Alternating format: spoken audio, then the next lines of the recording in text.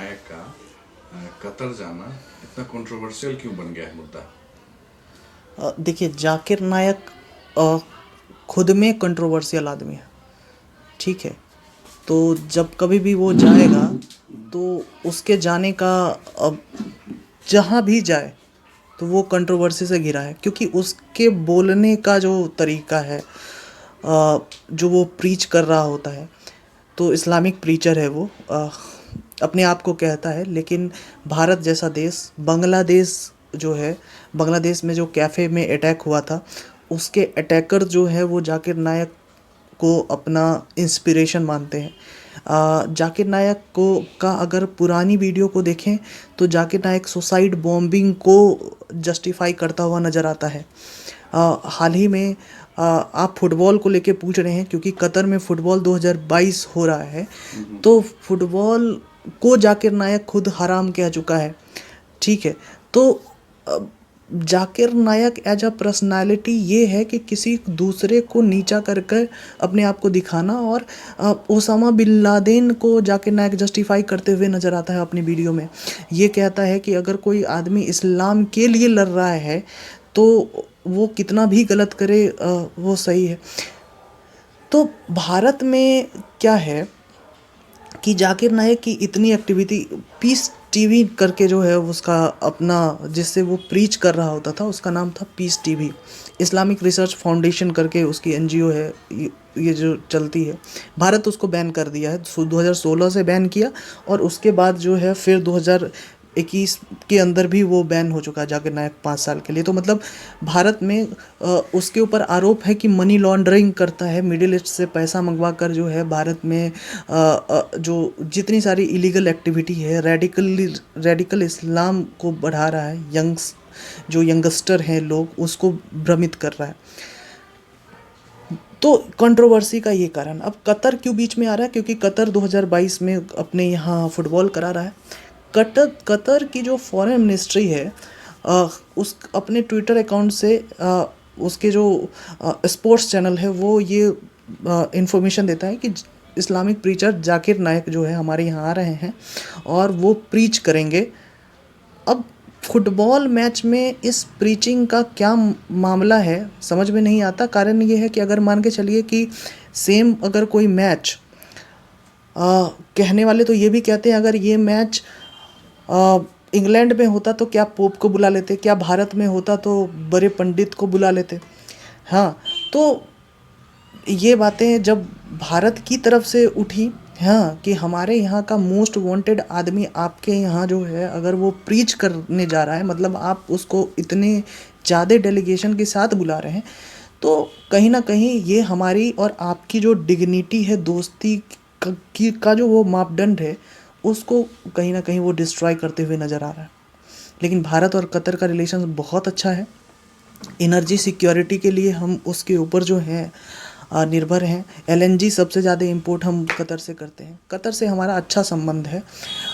लेकिन कतर हाल ही में इसलिए बहुत ज़्यादा कंट्रोवर्सी में आया कि जब नुपुर शर्मा वाला एपिसोड हुआ था, तो उसमें कतर ही पहला जो देश था जो उस तरीके से रिस्पॉन्ड किया, और उसके बाद जो है कि पूरी मामला जो इंटरनेशनलाइज हो गया, और फिर वो मामला शांत हुआ। भारत में बहुत दिनों तक वो मामला चला।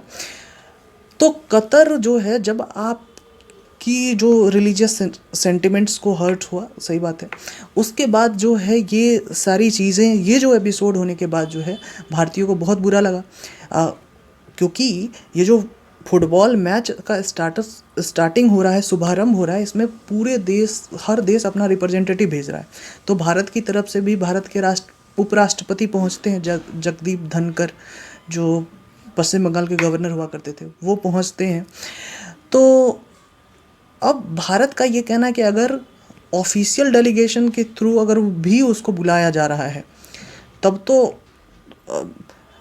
जगदीप धनकर और वो व्यक्ति जिस पे आरोप है, जो इंडिया से बाहर है, जाकिर नायक, अगर वो दोनों एक प्लेटफॉर्म पे है तो ये तो बड़ा डिप्लोमेटिक जो है वो बवंडर होगा। हाँ, और इंडिया को इसको बाइकआउट करना चाहिए। इसलिए आप ट्विटर पे बाइकआउट 2022 वर्ल्ड कप फुटबॉल इसको देखते हुए नजर आएंगे। ठीक है। हालांकि आपके जानकारी के लिए बता दें, जाकिर नायक जो है मलेशियन नागरिक है, मलेशिया में रह रहा है। फिर मलेशिया में भी उसके ऊपर जो है वो प्रीच करने के कारण जो है, हेट प्रीच करने के कारण जो है उस पर बैन लगा था और अभी भी उसका केस ट्रायल में चल रहा है। इस्लाम के अंदर खुद अहमदिया और सिया के बारे में वो जो उसके बारे में बताता है। तो ये सारा इंटरनेट पे जो ज्ञान मौजूद है उसी के थ्रू आपको कह रहे हैं। अब भारत का कंसर्न था, भारत इतनी एग्रेसिवनेस के साथ इतने सारे लोग उठाते हैं तो कतर जो है वो आपको रिस्पॉन्ड करता है इंडियन गवर्नमेंट को कि ये जाकिर नायक जो है ऑफिशियल डेलीगेशन के थ्रू नहीं आया है हमारे पास, ये आया जो है वो उसको हमारे यहाँ की किसी एनजीओ ने बुलाया है, ठीक है। तो लोगों का ये कहना है कि अगर आपके यहाँ की कोई एनजीओ के द्वारा बुलाया गया है जाकिर नायक आपके यहाँ, तो ये ज़रूरी नहीं है कि फुटबॉल वर्ल्ड कप तो कतर की गवर्नमेंट ऑर्गेनाइज कर रही है, ना कि एनजीओ, ठीक है। तो आप वो कैसे बुला रहे हैं? हाँ, जो हमारे यहाँ का कंट्रोवर्शियल आदमी है, जैसे हमारा एक आदमी विजय माल्या जो है इंग्लैंड में है, तो हम बार बार कहते हैं उसको कि भाई उसको हमारे यहाँ लाओ, ठीक है। तो यूके के साथ तो हमारा ये है कि हमारा इकोनॉमिक ऑफेंडर है, यहाँ तो एक टेररिस्ट जिसको हम मानते हैं वो व्यक्ति वहाँ है, ठीक है। और ये जब फुटबॉल मैच ख़त्म भी हो जाएगा तब भी राष्ट्राध्यक्ष जो है, जो हर देश का रिप्रेजेंटेटिव जो है वो फुटबॉल मैच में जाएगा कि अंतिम समारोह में, ठीक है। तो उस समय भी कतर को था कि भारत का रिस्पॉन्स क्या होगा, और हर देश की ये जिम्मेदारी होती है कि उसके यहाँ जो ये बड़ा इवेंट है उसका रिप्रेजेंटेशन सब करे। जैसे कि चाइना के अंदर हुआ था ओलंपिक, उसमें ये था कि हम नहीं जाएंगे, बहुत सारे देशों ने बाइकॉट किया, ठीक है। अभी भी फुटबॉल 2022 का जो वर्ल्ड कप फुटबॉल का हो रहा है उसमें भी इंग्लैंड जैसी जो कंट्री है वो कह रही है कि ये जो तुम फुटबॉल करा रहे हो स्लेव लेबर के कारण करा रहे हो, बहुत सारे लेबर मरे हैं, जो गुलाम लेबर हैं वो मरे हैं, यानी ह्यूमन राइट्स का वायलेशन आपने किया है, ठीक है। तो बहुत सारी कारण है, मतलब ह्यूमैनिटेरियन अप्रोच जो लोग देखती है।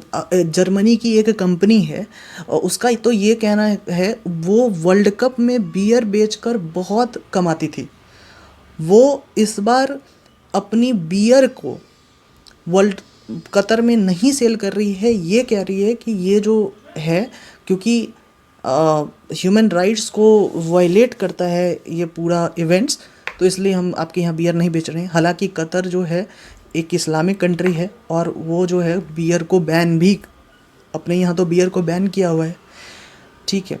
तो अपने कल्चरल चीज़ को भी वो दिखाने की कोशिश करता है। लेकिन भारत के इस पूरे रिस्पॉन्स से जो है कतर भी आपको जो है वो भारत को अच्छी तरीके से रिस्पॉन्स किया। आपका प्रश्न था जाकिर नायक के बारे में। देखिए, जैसे आपने खुद ही कहा कि आपने भगोड़े की बात की, वो हमारे यहाँ पे कानूनी सिस्टम में उनके आरोपी हैं और कानून द्वारा घोषित भगोड़ा हैं। हमने मलेशिया के साथ उनके एक्सट्रेडिशन की बात उठाई है, कोशिश कर रहे हैं। हमने कतर के साथ भी इस मामले को उठाया है। हम उन्हें भारत में न्याय का सामना करने के लिए सभी आवश्यक स्टेप्स कदम उठाने की जारी रखेंगे।